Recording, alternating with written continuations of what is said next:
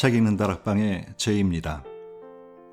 우리가 책이나 영화에서 본 사랑 이야기들을 가슴 절절한 느낌으로 오랫동안 기억하는 것은 아마도 거부할 수 없는 강렬한 사랑, 그리고 결국은 이루지 못한 그들의 비극이 가져다 준 안타까움과 절실함 때문이 아닌가 싶습니다. 어제와 같은 오늘이 그저 반복되던 어느 일상에서 나의 가슴과 몸의 세포를 깨우는 어떤 사람을 만나 사랑을 하게 된다면 현실에 사는 우리는 어떤 결정을 하게 될까요? 오늘 소개해드릴 책은 제2의 러브스토리란 찬사를 받으며 영화로도 소개되어 우리에게 잘 알려진 메디슨 카운티의 다리입니다. 오리지널 버전 역시 The Bridges of Madison County라는 이름으로 1992년 미국에서 발간되었고 그 후 12개국의 언어로 번역되어 5천만 부 이상 팔렸다고 합니다. 이 책의 저자인 로버트 제임스 월러는 경제학 교수인데요. 사진, 음악에도 조예가 깊었다고 합니다. 그는 1990년 메디슨 카운티의 낡은 다리 사진을 찍고 돌아오는 차 안에서 영감을 얻어서 이 소설을 썼다고 합니다. 이 영화를 보신 분들은 메릴 스트립과 클린트 이스트우드의 명연기를 기억하시리라 생각합니다. 오늘은 이 책의 줄거리와 함께 책의 주요 부분을 읽어드리겠습니다.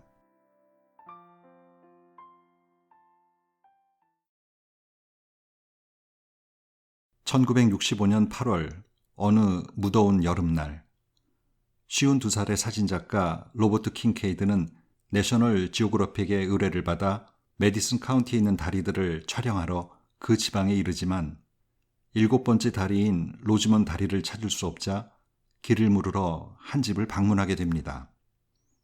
거기에서 운명의 사랑 프란체스카를 만나게 되죠. 농부인 남편과 아이 둘은 마침 박람회 참석차 며칠 동안 집을 비운 시기였습니다. 이 둘은 처음 본 순간 서로에게 끌립니다.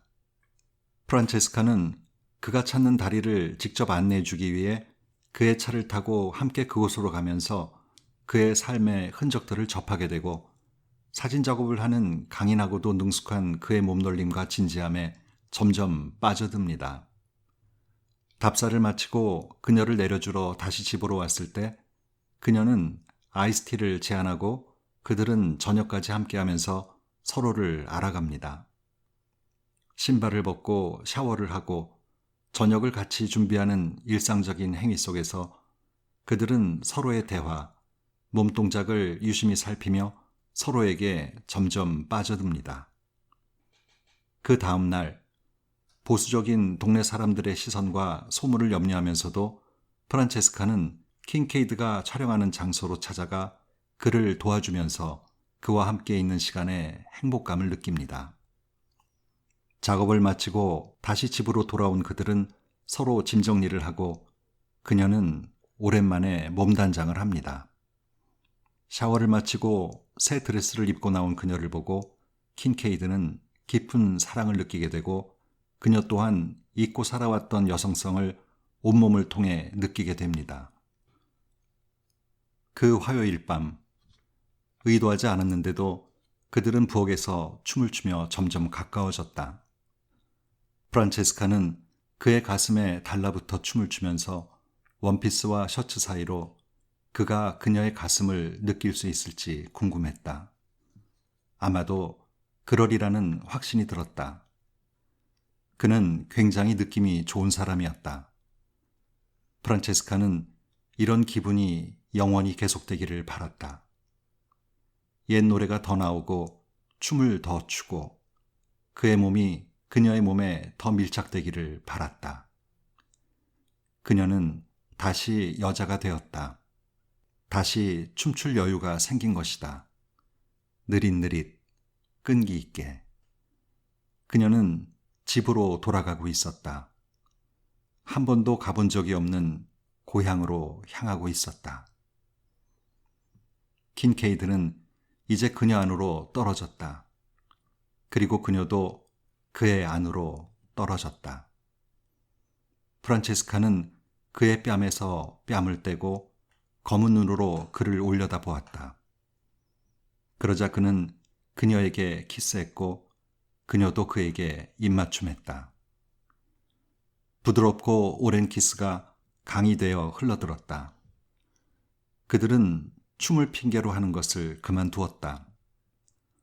프란체스카는 팔을 그의 목에 둘렀다. 그는 왼손으로는 그녀의 허리를 안고 오른손으로는 그녀의 목덜미와 볼, 머리카락을 쓸어내렸다. 토마스 울프는 옛 열정에 사로잡힌 유령에 대해 말한 적이 있다. 그 유령이 프란체스카 존슨의 내부를 뒤흔들었다. 두 사람 다 마찬가지였다.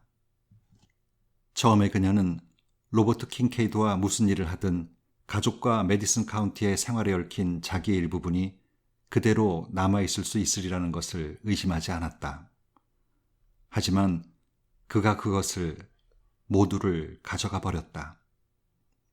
프란체스카는 그가 트럭에서 내려 길을 물었을 때 그것을 알았어야 했다. 그때 그녀는 그가 마법사 같다고 생각했다. 그녀의 처음 판단이 옳았다.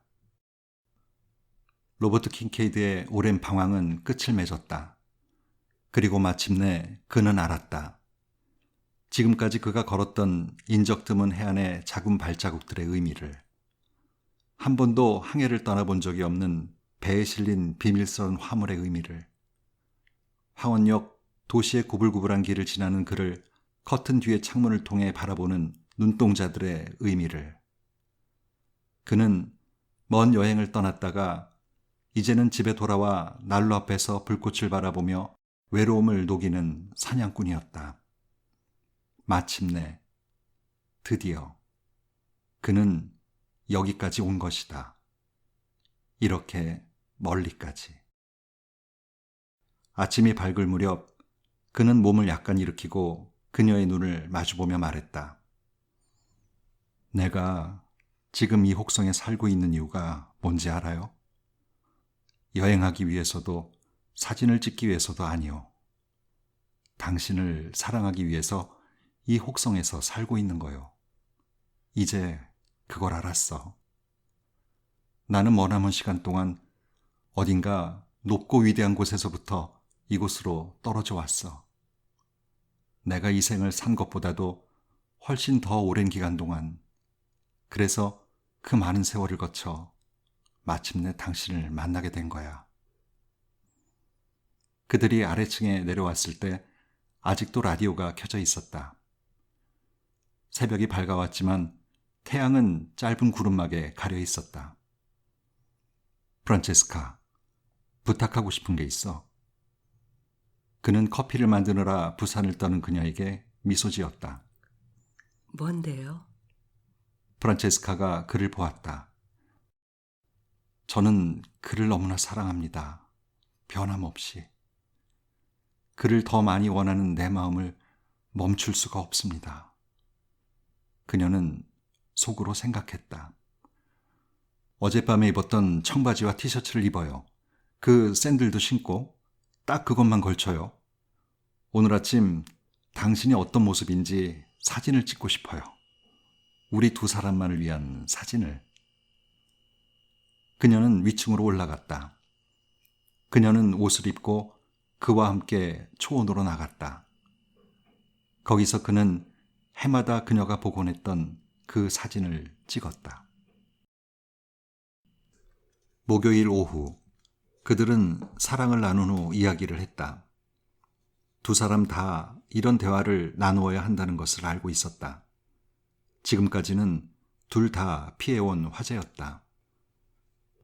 이제 어떻게 되는 거지? 그가 물었다. 프란체스카는 아무 말도 하지 않았다. 가슴이 찢어지는 듯한 침묵이었다. 그러다가 그녀가 나직이 말했다. 나도 모르겠어요. 당신이 원한다면 난 여기 머물게. 시내라도 괜찮고 어디라도 상관없어. 당신 가족이 집에 오면 내가 당신 남편한테 어떻게 된 사정인지 이야기할게요. 쉽지는 않을 테지만 말이야. 그녀는 고개를 저었다. 리처드는 이런 일에는 타협하지 않을 거예요. 그 사람은 이해할 수 없을 거예요. 마법이나 열정, 우리가 이야기하고 경험한 그런 것들에 대해서 전혀 이해하지 못해요. 또 앞으로도 이해하지 못할 사람이에요. 굳이 그를 열등한 사람으로 만들 필요는 없어요.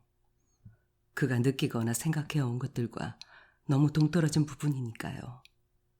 그 사람은 그런 화제를 다룰 능력이 없어요. 그럼 흘러가는 대로 내버려 두잔 말이야? 그는 심각하게 말했다.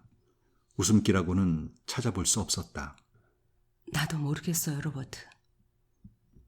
당신은 신비스러운 방법으로 나를 소유했어요. 누구에게 소유되기를 원하지도 않았고 그럴 필요도 없었지만, 그리고 당신 또한 그럴 의도가 없었다는 것을 알지만 일이 이렇게 되어버렸어요. 이제 나는 여기 풀밭 위에 당신 곁에 앉아있는 게 아니에요. 나는 기꺼이 당신 안에 포로로 사로잡혀 있는 거예요. 당신이 내 안에 있는지 또는 내가 당신 안에 있는지, 내가 당신을 과연 소유했는지 확신하지 못하겠어. 적어도 난 당신을 소유하고 싶지는 않아. 우리 둘은 우리가 우리라고 새로 만들어낸 다른 존재 안에 있다고 생각해. 물론 우리는 그 존재 안에 있는 것도 아니지. 우리가 바로 그 존재니까. 우리 둘 다 스스로를 잃고 다른 존재를, 우리 두 사람이 서로 얽혀들어 하나로만 존재하는 그 무엇인가를 창조해낸 거야. 우린 사랑에 빠졌어. 더 이상 어찌할 수 없이 가장 깊고 가장 심오하게. 나와 함께 여행하자, 프란체스카. 우린 사막의 모래 위에서 사랑을 나누고 몬사바의 발코니에서 브랜디를 마시는 거야. 아라비아의 범선이 돛을 달고 아침에 첫바람을 타고 들어오는 광경을 보게 될 거고, 나는 당신에게 사자의 나라와 벵골만에 있는 옛 프랑스 도시를 보여줄 거야. 그곳에는 멋진 옥상 레스토랑이 있어. 산길을 오르는 기차도 있고 높은 피레네 산맥에서 바스크족이 운영하는 작은 여인숙에도 들립시다. 호랑이 원산지인 남인도에는 커다란 호수 한가운데에 섬이 있어. 그 섬에는 아주 특별한 장소가 있지.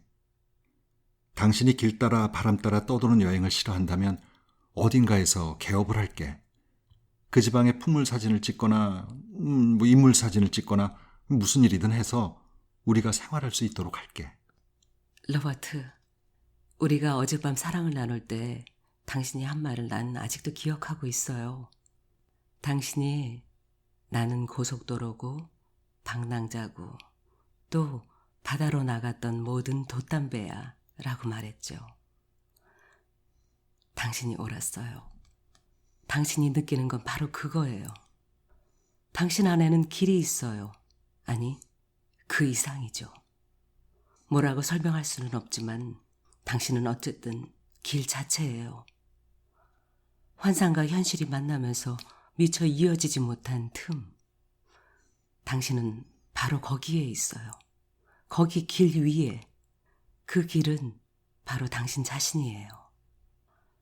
당신은 낡은 배낭이고 헬이라는 이름의 트럭이고 아시아까지 날아가는 제트 여객기예요. 내가 당신에게 바라는 것이 바로 그것이고요. 당신 말처럼 당신의 진화가지가 막다른 골목에 이르렀다면 나는 당신이 빠른 속도로 그 골목을 치고 나가길 바래요. 당신이 나를 데리고서도 그렇게 할 수 있다고 확신할 수가 없어요. 모르겠어요. 나는 당신을 너무나 사랑하기 때문에 잠시라도 당신을 구속하는 것은 생각할 수도 없어요. 그렇게 하는 것은 당신이라는 멋진 야생동물을 죽이는 것이나 다름없어요. 그러면 그 힘도 함께 죽어갈 거고요. 킨케이드가 입을 열었지만 프란체스카가 말을 막았다. 로버트, 완전히 끝난 것은 아니에요. 만일 당신이 나를 안고 당신의 트럭으로 데려가서 꼭 당신과 함께 가야 한다고 고집한다면 난 불평 한마디 늘어놓지 않을 거예요. 당신 말 한마디에 그렇게 될 수도 있어요. 하지만 당신은 그러지 않을 거라고 생각해요. 당신은 그러기에는 너무나 감각적이고 내 감정을 너무나 잘 아니까요. 그리고 나는 이곳에서 책임감을 느끼고 있어요. 그래요. 이렇게 사는 것은 지겨워요. 내 인생 말이에요. 낭만도 에로티즘도 촛불 박힌 부엌에서 춤을 추는 것도 여자를 사랑하는 방법을 아는 남자의 멋진 감정도 여기에는 존재하지 않아요. 무엇보다도 이 생활에는 당신이 없으니까요. 하지만 내게는 지독한 책임감이 있어요. 리처드에게, 아이들에게. 내가 그냥 떠나버리면 내 육체적인 존재가 사라지는 것만으로도 리처드에겐 너무나 힘들 거예요. 그것만으로도 그를 파멸시킬지도 몰라요. 그보다도 더 나쁜 건 그가 여생을 이곳 사람들의 속닥거림 속에서 살아가야만 할 거라는 점이에요. 저 사람은 리처드 존슨이야. 부인은 화끈한 이탈리아 여자였는데 글쎄 몇 년 전에 장발의 사진사랑 도망쳤지. 리처드는 그 고통을 겪어내야 할 것이고 아이들은 이 고장에 사는 한은 윈터셋 사람들의 조소를 들어야 할 거예요. 그들 역시 고통을 겪었죠. 그리고 나를 미워할 거예요. 나도 당신을 원하고 당신과 함께 있고 싶고 당신의 일부분이 되고 싶어요. 하지만 책임감이라는 현실로부터 내 자신을 찢어내버릴 수가 없어요. 아까도 말했듯이 당신이 육체적으로나 정신적으로 함께 가야 한다고 고집한다면 나도 도리가 없어요. 내겐 힘도 없어요. 느낌이란 느낌은 다 당신에게 주어버렸으니까. 당신을 구속하지 않겠다고 말했지만 내가 간다면 그건 이기적으로 당신을 원하기 때문이에요. 하지만 제발 나를 그렇게 만들지 말아요. 내가 책임감을 내던져버리게 하지 말아요. 그럴 수도 없고 그런 생각을 지니고 살 수도 없어요. 만일 내가 지금 떠난다면 떠난다는 그 생각만으로도 이미 예전의 내가 아니에요. 당신이 사랑하게 되었던 그 여자가 아닌 다른 사람으로 변해 있을 거예요. 로버트 킹케이드는 침묵했다. 그는 그녀를 이해할 수 있었다. 길과 책임감과 죄의식이 그녀를 어떻게 변하게 할 것인가에 대한 그녀의 말을 이해했다. 어떤 면으로는 그녀가 옳다는 것을 그는 너무도 잘 알고 있었다. 그는 창밖을 내다보면서 자신과 싸웠다. 그녀의 감정을 이해하기 위해 싸웠다. 프란체스카가 울기 시작했다. 그리고 나서 그들은 오랫동안 서로 껴안았다. 킨케이드가 그녀에게 속삭였다. 할 얘기가 있어. 한 가지만. 다시는 말하지 않을게. 누구에게도. 그리고 당신이 기억해 줬으면 좋겠어. 애매함으로 둘러싸인 이 우주에서 이런 확실한 감정은 단 한 번만 오는 거야. 몇 번을 다시 살더라도 다시는 오지 않을 거야. 그들은 그날 밤 다시 사랑을 나누었다. 이렇게 헤어진 두 사람은 다시 만나지 못하고 서로를 그리워만 하며 살아갑니다. 17년이 지난 어느 날 그녀는 법률회사로부터 그의 유품과 편지를 전달받습니다. 그 속에는 그가 쓰던 카메라와 목걸이, 편지, 그가 쓴 원고, 그리고 처음 그와 만난 날 밤 그녀가 다리 위에 붙여놨던 쪽지가 들어 있습니다. 그의 몸은 유언대로 그녀의 집 근처에 재로 뿌려집니다. 그녀는 편지를 읽어 내려갑니다. 친애하는 프란체스카, 이 편지가 당신 손에 제대로 들어가길 바래. 언제 당신이 이걸 받게 될지는 나도 모르겠어. 내가 죽은 후 언젠가가 될 거요. 나는 이제 65살이야. 그러니까 내가 당신 집 앞길에서 길을 묻기 위해 차를 세운 것이 13년 전에 바로 오늘이야. 이 소포가 어떤 식으로든 당신의 생활을 혼란에 빠뜨리지 않기를 바라고 있어. 이 카메라들이 카메라 가게의 중고품 진열장이나 낯선 사람의 손에 들어가는 것을 생각하는 것만으로도 참을 수가 없었어. 당신이 이것들을 받을 때쯤에는 모양이 아주 형편없을 거야. 하지만 달리 이걸 남길 만한 사람도 없어. 이것들을 당신에게 보내서 당신을 위태롭게 했다면 정말 미안해. 나는 1965년에서 1975년까지 거의 길에서 살았어. 당신에게 전화하거나 당신을 찾아가고픈 유혹을 없애기 위해서였어. 깨어있는 순간마다 느끼고 나는 그 유혹을 없애버리려고 얻을 수 있는 모든 해외 작업을 따냈어. 난 아이오와의 윈터셋으로 가겠어.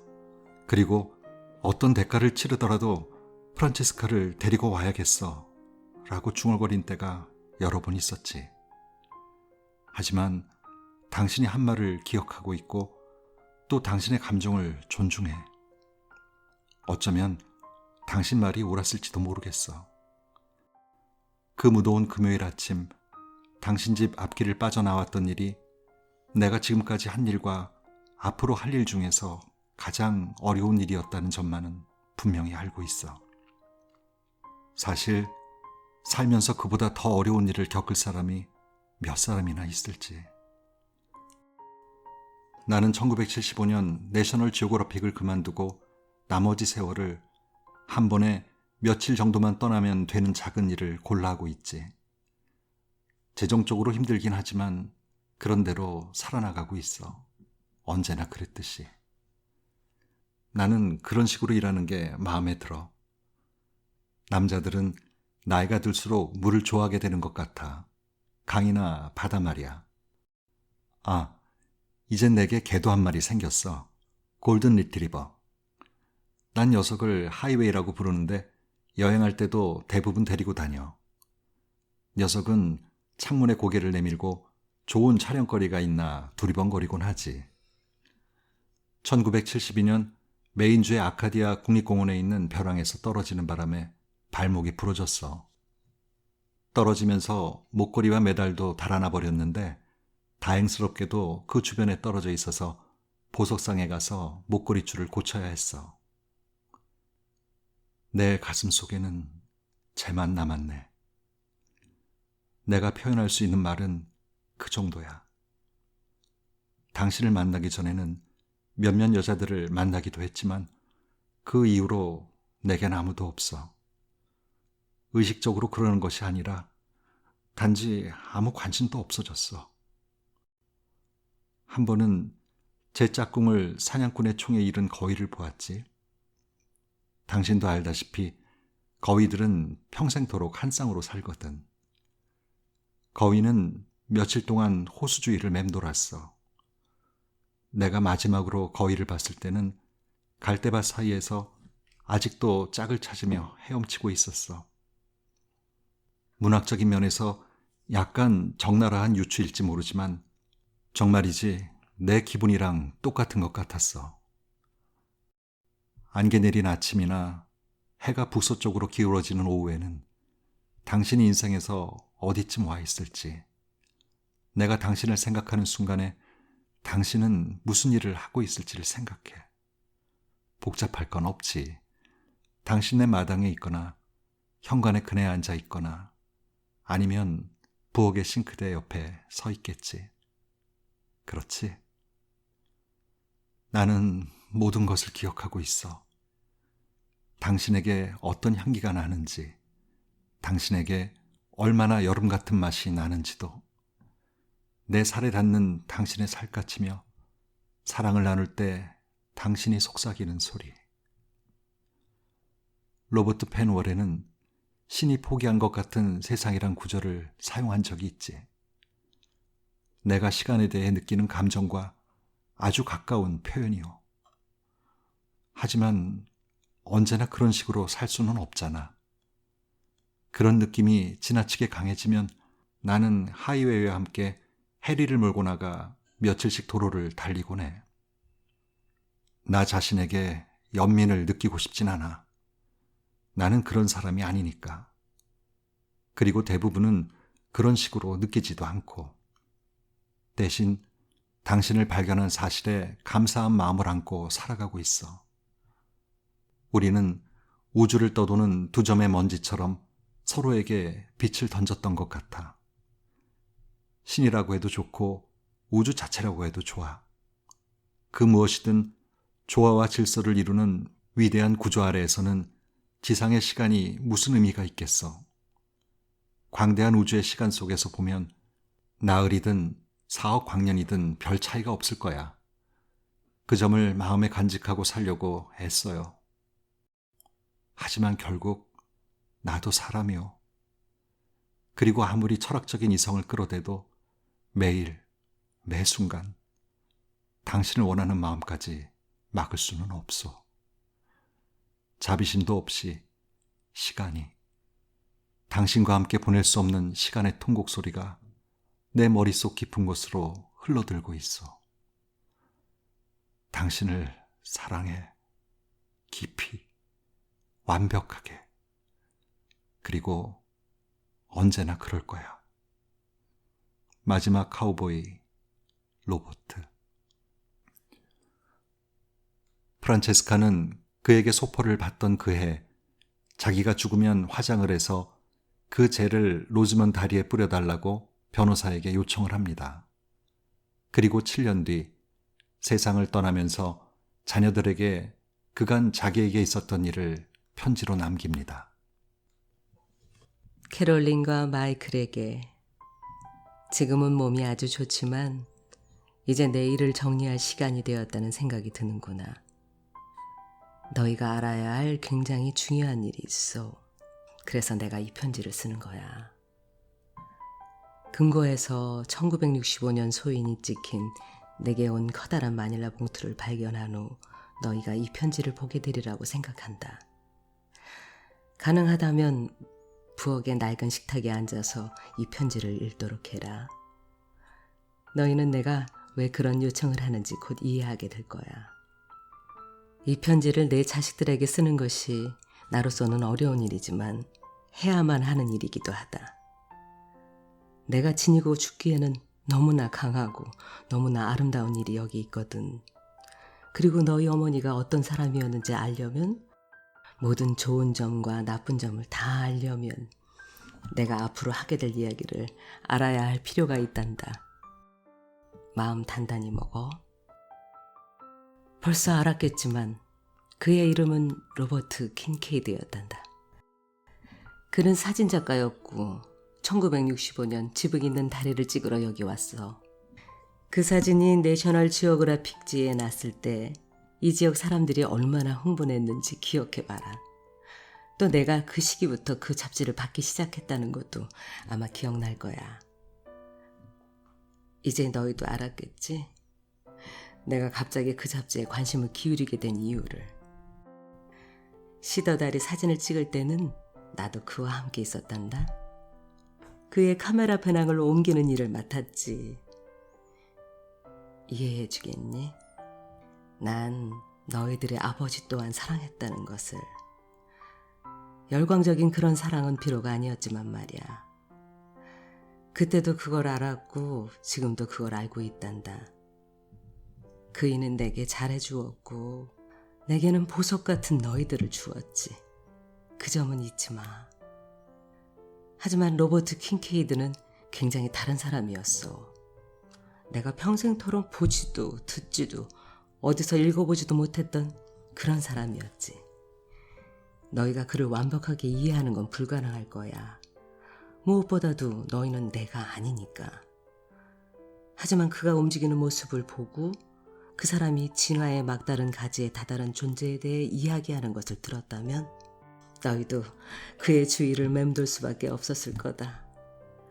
어쩌면 내 노트들과 잡지 스크랩이 도움이 될지도 모르겠지만 그것들로는 충분하지 않을 거야. 어떤 면에서 그는 이 세상 사람이 아니었어. 내가 분명하게 이야기할 수 있는 건 바로 그 점이야. 난 늘 그를 유성 꼬리 위에 탄 표범 같은 존재라고 생각했지. 그는 그런 식으로 움직였고 그의 몸은 꼭 그랬단다. 그는 따스하고 친절하면서도 한편으로는 대단히 강인한 사람이었어. 그에게는 애매하지만 비극적인 분위기가 풍겼지. 그는 컴퓨터와 로봇이 판을 치는 조직화된 세상에서 스스로 낙오되었다고 느꼈단다. 그는 자신을 그의 표현에 따르자면 마지막 카우보이 가운데 하나로 보았고 자신을 구식이라고 생각했지.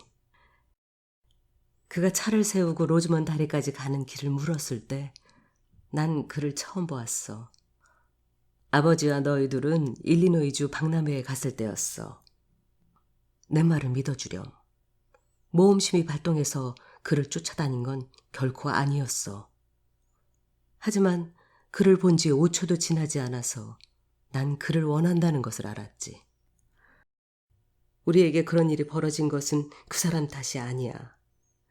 나에게도 절반은 책임이 있단다. 사실은 내게 더 많은 책임이 있는지도 몰라. 그의 팔찌에 다닌 쪽지는 우리가 처음 만난 다음 날 아침 그가 볼 수 있도록 내가 로즈먼 다리에 붙여놓은 것이란다.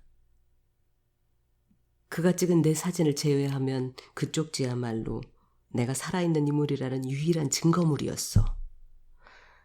그 사람은 내가 꿈속에서 만난 사람이 아니라는 증거로 그렇게도 오랜 세월 동안 쪽지를 간직해왔단다. 자식들이란 부모를 섹스와는 관계없는 사람으로 여긴다는 걸 알고 있어. 그래서 내가 지금부터 하는 얘기가 너희에게 충격을 주지 않기를 바라며 너희가 나에 대해서 갖고 있는 추억을 망가뜨리지 않게 되기를 소망한다. 우리 집의 낡은 부엌에서 로버트와 나는 몇 시간을 함께 보냈지. 우린 이야기를 하고 촛불을 켜고 춤을 추었어. 우린 거기서 사랑을 나누었고 침실에서도 초원의 잔디 위에서도 너희가 생각할 수 있는 어떤 곳에서도 사랑을 나누었어. 며칠간 거의 쉬지 않고 계속되었지.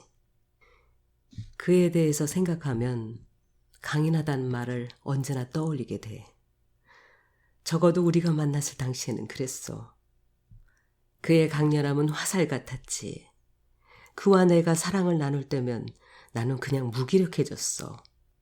그냥 글쎄 그의 강렬한 감정과 육체적인 힘에 압도되었다고 할까? 내가 그 말을 그에게 속삭였더니 그는 무심코 이렇게 말하더구나. 나는 고속도로고 유랑자고 바다로 가는 돛담배요 라고. 너희 아버지와 너희 둘이 아니었다면 나는 곧장 어디든 그와 함께 떠났을 거야. 그는 내게 가자고 부탁했지. 거의 간청하다시피 했단다.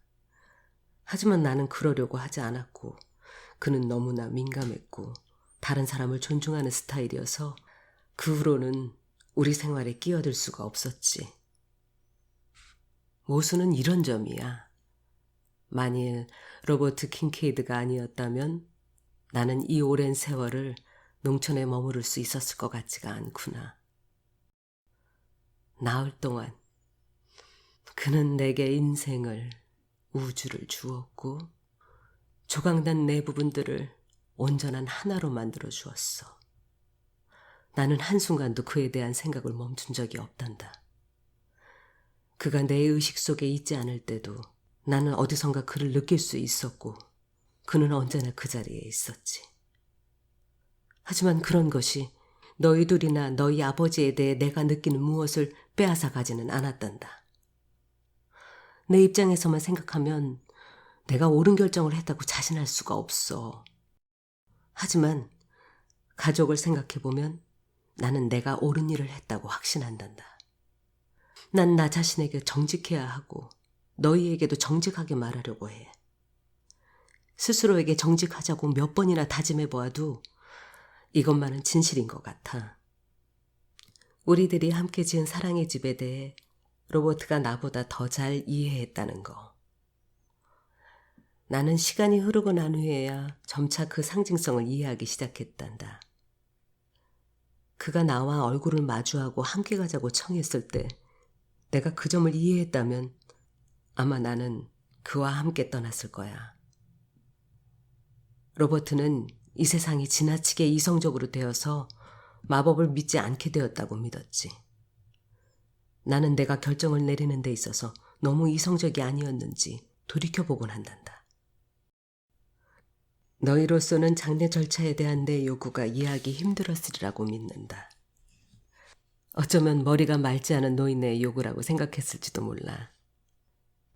1982년 시애틀의 변호사가 보낸 편지와 내 공책을 읽으면 내가 그런 요구를 한 이유를 이해하게 될 거다.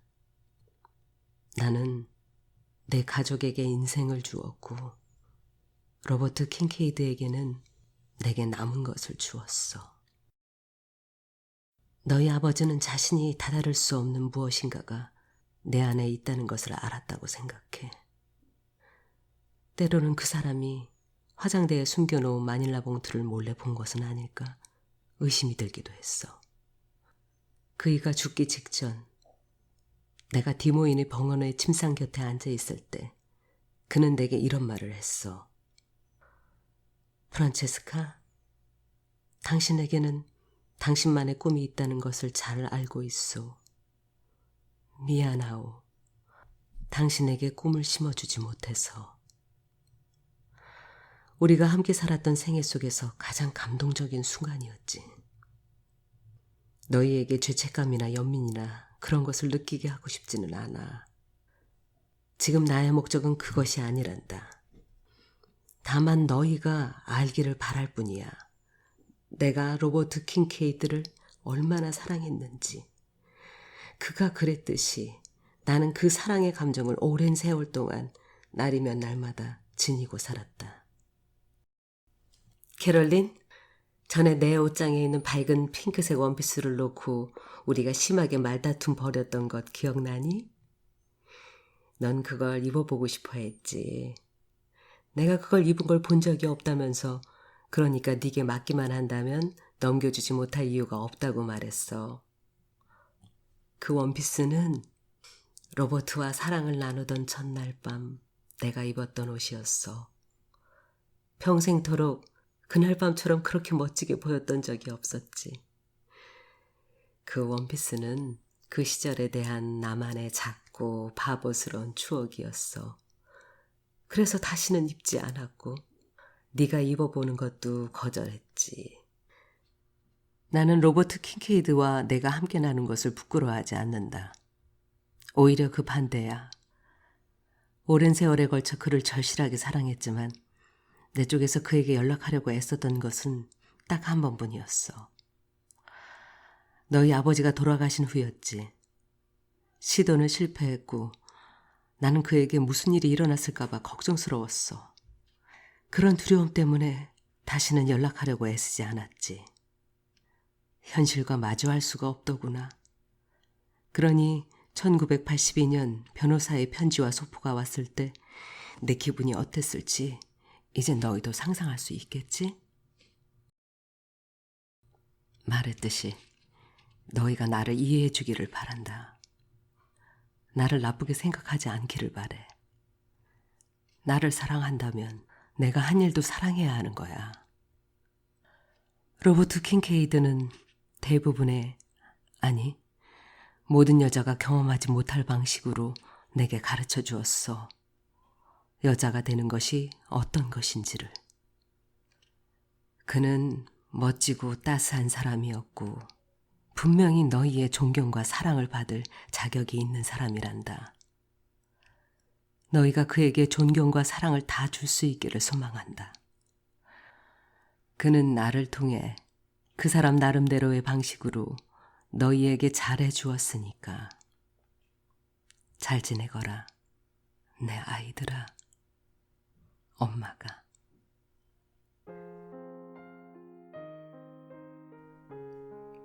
킨케이드가 그녀에게 사랑을 고백하면서 했던 말이 자꾸 머리에 맴돕니다. 내가 지금 이 혹성에 살고 있는 이유는 당신을 사랑하기 위해서이다. 내가 살아왔던 시간보다도 더 긴 시간 동안 그 많은 세월을 거쳐 마침내 당신을 만나게 된 거다. 얼마나 간절해야 이런 마음 깊숙한 사랑을 표현할 수 있는 걸까요? 오늘도 좋은 하루 되세요.